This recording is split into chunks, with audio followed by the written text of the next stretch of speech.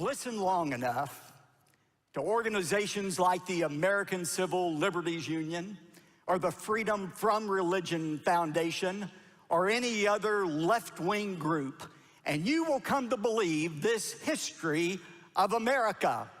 You will come to believe that America was founded by men of a wide diversity of religious beliefs, some deists, some atheists, and a few Christians.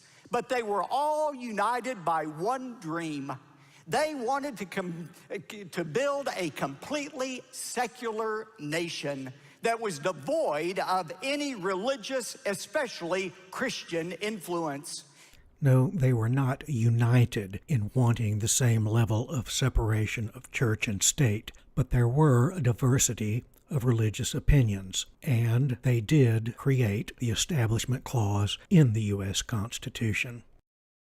As we're going to discover today, America was founded predominantly, not exclusively, but predominantly by Christians. We can say, though it's politically incorrect to do so, we say without hesitation or apology that America was founded as a Christian nation.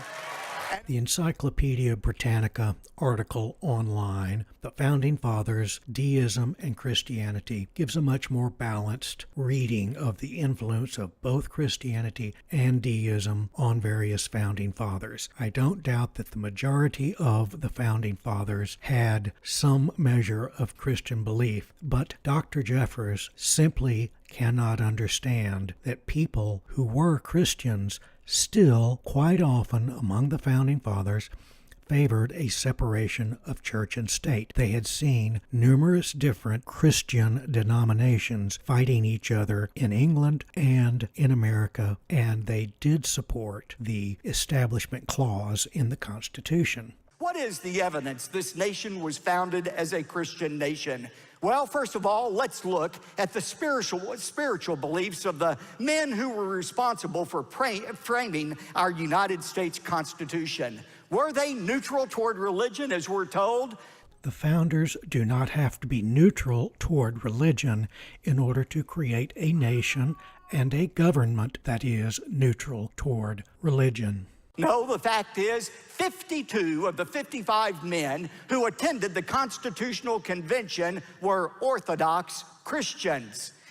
As usual, Christians repeat this number quite often, but nobody gives a reference where they came up with the number. I will treat it the same way I treat David Barton's claim that 29 out of the 56 signers of the Declaration of Independence were ministers or trained to be ministers. Turns out the correct number is somewhere between 2 to 4, not 29. This claim has no basis in fact.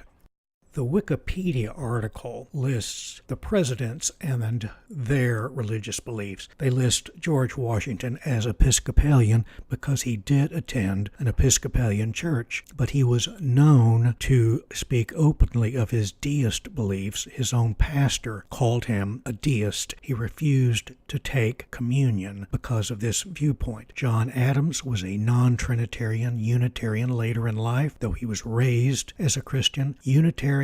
Non-Trinitarians do not believe that Jesus was part of the Godhead. This is not considered by any Christian I know to be Orthodox Christianity. Thomas Jefferson, a deist, James Madison and Monroe, Episcopalian, John Quincy Adams, who this pastor considers to be a founding father, even though he was 9 at the time of the signing of the Declaration of Independence. He was raised as a Unitarian and to not believe in the Trinity. Yes, it is true that 2 of our founders were deists, not Christians. They were deists. Thomas Jefferson, Benjamin Franklin.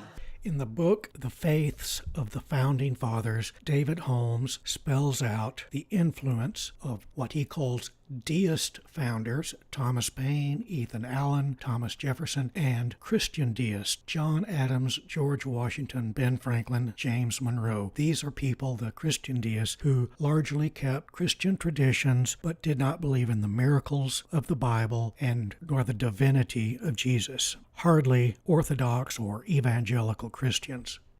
Also on Jeffress' own website, he promotes the fake George Washington prayer diary. This was a journal presented 100 years after the death of Washington. It, with other documents, was presented to the Smithsonian. Smithsonian said they were not interested in it. Nowhere on this document does it say that it is from George Washington. It is handwritten and not in George Washington's handwriting. The fact that he keeps trying to promote this and other fake historical facts ought to give you pause as to how much you can trust the man. This is the guy that went on Fox News and proclaimed that the Bible does not approve of slavery in the Old or New Testament. You wonder if these Christians ever read their Bible, and if they do, how they can believe a lie as blatant as that. Are we saying, Dr. Jeffress, that we should continue slavery because slavery was in the Bible? That slavery was never condoned in the Bible. Ever has it been condoned in the Bible. In part 2, I'll start off with the half-truths that he tells about the creation of the national seal and the involvement of Jefferson and Franklin.